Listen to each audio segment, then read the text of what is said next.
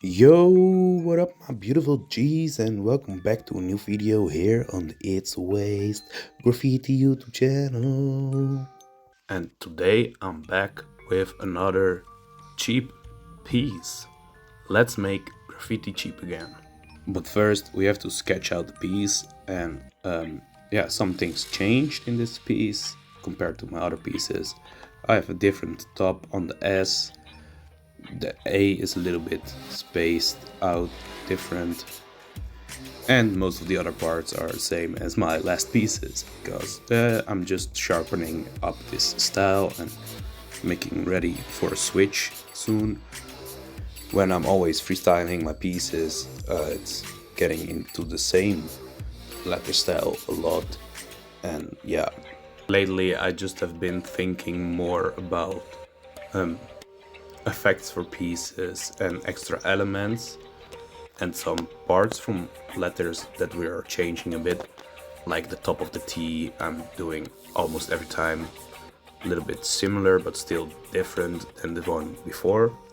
I just haven't had the time to really hit the books to think about something completely new that we can then go back to the sharpening and changing little things. And I'm also working on the giveaway canvas. I'll show you a little bit right now. I'm really thinking about what I'm going to do as a fill-in and outline combination on this canvas.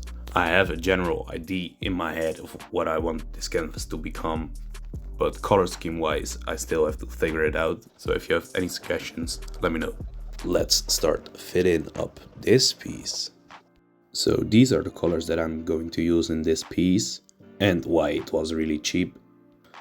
Pink bucket paint leftover from Haley's baby room, a little bit of orange bucket paint, also a leftover, and a red bucket paint leftover from paint that I got for free some years ago, like 4 years, and the paint is still very good. And when I'm thinking about it, that the bucket paint from Haley's baby room is also already 1.5 years old. I used this paint for a piece in Amsterdam already when I'm thinking about it as a fill-in.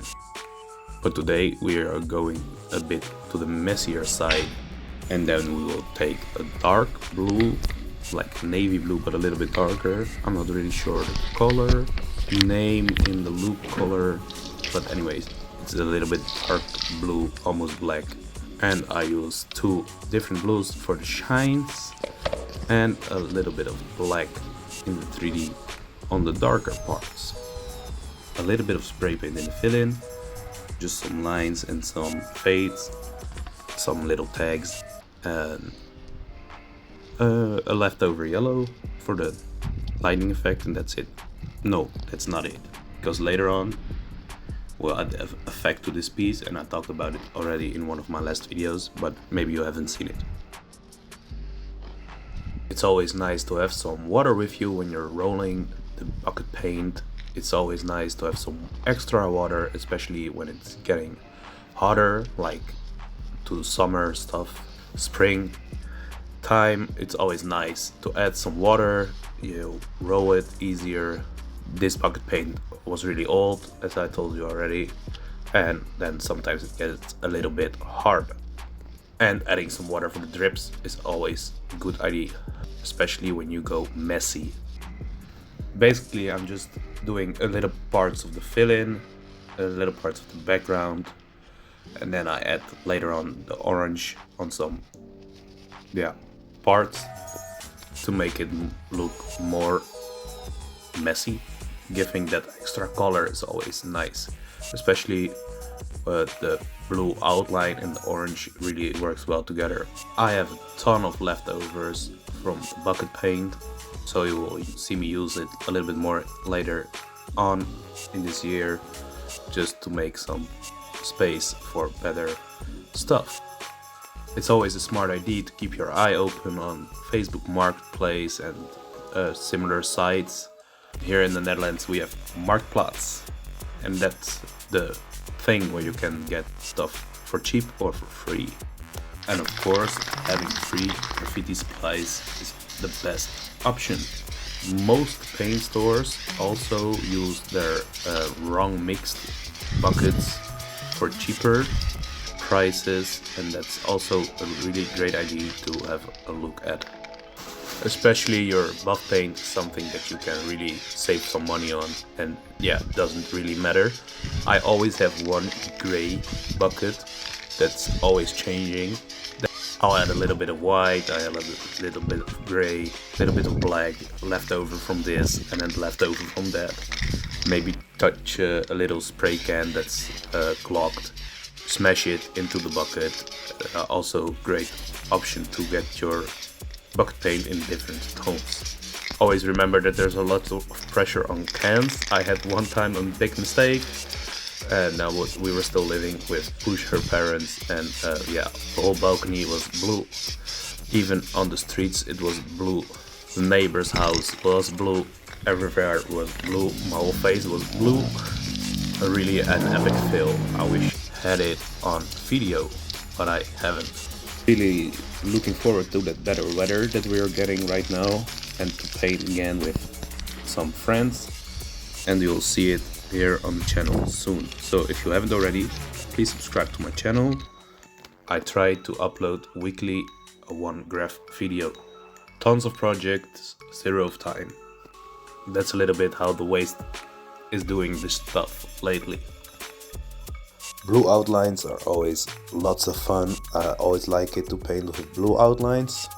As you can see, the sketch lines are still really visible on most parts of the piece, and that's always easy. Later on we'll fix some parts where there's still some resketching lines visible, but most of them are pretty gone. As you can tell, underneath my piece there's a lot of stuff that's still visible from the piece underneath. You might think that's weird or something, but I will fix everything underneath with the 3D, and I just don't want to ruin it all the paint in the part where I know the 3D will be. I probably had so much over from this piece that I could paint the exact same piece again, except for all the cans we used in the effects later on. But yeah, you can also use some different leftovers for sure. Leftovers is always a good way to go to make your piece cheaper. But yeah, at the end you're still buying those same cans, but you're just using them for a long time. Another way to save big money on cans is buying more. What sounds absolutely ridiculous, but yeah, when you buy 6 cans, a full box, or from Loop it's 4, most of the times it's cheaper. You can get a discount with your can dealers. And of course, most of the online companies sell those pre-mixed packs starting at 12, most of the times 12, 24, 36, 45. You get all the tones of those colors, like 3 green, 3 yellows, 3 orange, 3 red, 3 blue, a couple of blacks and a white, and some whites. It's also always very nice. Sometimes they offer like really nice color schemes, and that's especially easy when you never know what color scheme to paint. And that's not something that I'm struggling with, but some people might be. One day I will make one crazy video about color schemes and make it really easy, but I might have to make a script for that, and it might take a long time, but one day I will for sure make that video. And as I'm thinking about it, it might be also a nice video to do how many pieces we can paint with a big pre-mixed pack of cans. Using only those cans from the pack. And of course, one crazy tip to save on your paint is using really cheap spray paint for your sketches. Sketching on the wall can be rough sometimes, and having that cheap spray paint, you're not worrying about any of your paint. I also like to use my white for sketching, but it sometimes can be a big pain in the ass to cover white lines with some colors. Lots of people also use their scrap cans for sketching, but I'm personally not a person that likes to use that technique. I like to use the white because when I'm painting my lighting effect or the shine, it's always nice when the white can is a little bit more on the emptier side to get those thin effects and stuff like that. Don't use a lot of white on top of my pieces. Most of the times I use it in the effects, and also the same for black. I don't use it really a lot, but I do always take it with me as a backup plan in case we need to make something lighter or darker. The shine that I'm using in this piece is a leftover can from an outline I did earlier in the year together with Ref and Cheek. I mentioned this video a lot because I really like that piece. And this is also leftover can from an outline, the old outline. So I already bought it in January and I don't think about that money no more. And now we almost finished this piece. I only have to do the lightning effect in the yellow with a little bit of white, maybe 2 yellows, I'm not sure. And then you think the piece is done, but it actually is not, because I came back to paint another piece and I added a little glass effect to this piece. I wanted to do a glass effect on the wall for a while, and I was finished with this other piece, and I thought, yeah, I will add a little glass effect to this one. So I took transparent white and a little bit of white and a little bit of gray.